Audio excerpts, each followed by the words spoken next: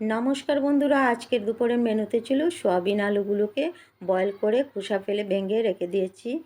মশলা যা যা লাগে সয়াবিনের মধ্যে তা দিয়ে দিয়েছি, আর ফোড়নে দিলাম একটা পেঁয়াজ, শুকনো লঙ্কা দিয়ে ভেঙে রাখা আলুগুলো দিয়ে ভেজে নিলাম। আর তারপর দিয়ে দেবো এখন সয়াবিনগুলো ভিজিয়ে রেখে দিয়েছিলাম, দিয়ে একটু আলুর সাথে ভেজে নেব। তারপর দিয়ে দেবো এখন আদা কাঁচা লঙ্কা বাটা দিয়ে আরও একটু ভেজে নিলাম। তারপর দিয়ে দেব এখন ম্যাগি মশলাটা দিলে পরে বাচ্চারা আর দিকদারি করে না, খেয়ে নে চট করে, আর কিছু লাগবে বলেও বলবে না। ম্যাগি মশলাটা দিয়ে দিলে বেশ ভীষণ পছন্দ করে যে কোনো রেসিপিতে। আর দিয়ে দিলাম সামান্য চিনি দিয়ে আর একটু নাড়াচাড়া করে ভালো করে কষিয়ে নিলাম। তারপর দিয়ে দিলাম জল দিয়ে একটু নাড়াচাড়া করে ফুটিয়ে নিলাম। ভালো করে ফুটানোর পর এখন দিয়ে দেব গরম মশলা দিয়ে আর একটু নাড়াচাড়া করে ফুটিয়ে নামিয়ে নেব। হয়ে গিয়েছে সয়াবিন রেসিপি। তারপর বসিয়ে দিলাম পাট শাক। আমি ভালো করে কাটতে পারি না, মোটা করেই কেটেছি।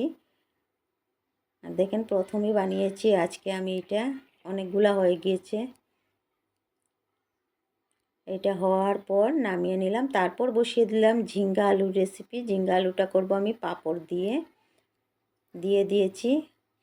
মশলা যা যা লাগে সব কিছু দিয়ে ভালো করে কষিয়ে নিলাম। তারপর দিয়ে দিলাম জল দিয়ে ঢেকে রেখে দিয়েছিলাম, কিছুটা ফুটিয়ে নিলাম। তারপর দিয়ে দিলাম ভেজে রাখা পাঁপড় দিয়ে ফুটিয়ে নামিয়ে নিলাম। হয়ে গিয়েছে। তারপর এখন বসাবো ঢেঁড়স। আজকে শস্য বাটা দিয়ে করব।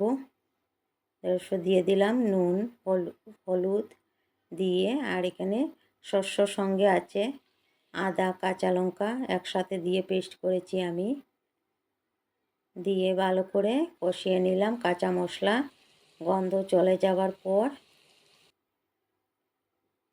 দিয়ে দেবো আমি সামান্য জল দিয়ে ভালো করে ফুটিয়ে নামিয়ে নেব।